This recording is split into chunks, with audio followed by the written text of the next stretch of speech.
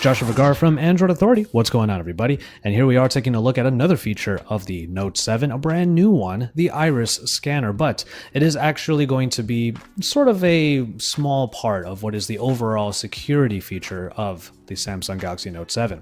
Security is a big portion of the phone this year, and Knox is actually being made available so that you can have something called a secure folder.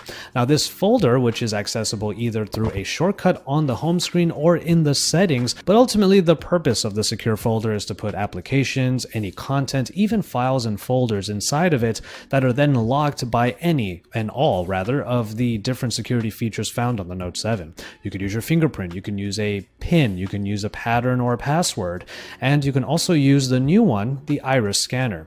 At the front of the device near the front-facing camera is a new dedicated camera made specifically for this purpose, and to the other side of it will be an infrared light that turns on red, and you have to look kind of in that general direction and just have your eyes within the little areas to capture your iris.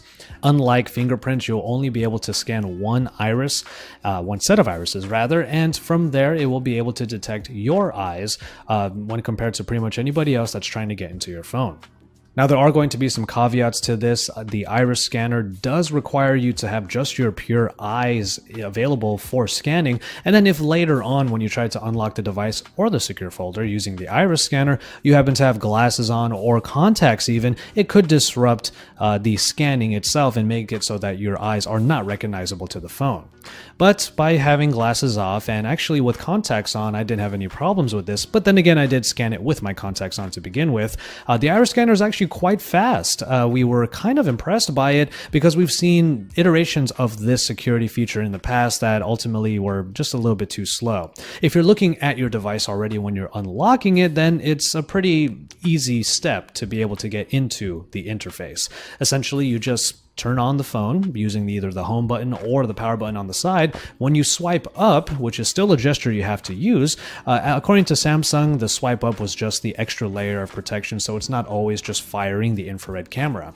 But when you swipe up on the lock screen, it will bring up a small area where there are some, let's say, Terminator or HUD-like elements on there, showing you where your eyes should be. And once it recognizes just the actual composition of your iris, then it would just unlock the device. It does so in a very quick way, almost as fast as the fingerprint reader actually, and we were pretty impressed by it, like I said already. You can use the Iris Scanner for locking the device, unlocking the device rather, or the secure folder, making it another feature already fully integrated into the package that is the Note 7. So that's your look at the security features, but more specifically the Iris Scanner of the Note 7, and you can keep it tuned here for our look at the S Pen, our full hands-on, and of course all of our comparisons. We have a lot of coverage of the Samsung Unpacked event, rather the Samsung Galaxy Note 7 that was announced at it, here at AndroidAuthority.com. So make sure you stay tuned here and subscribe to the channel if you haven't already, so that you can keep up with all of that and more, because we are your source for all things Android.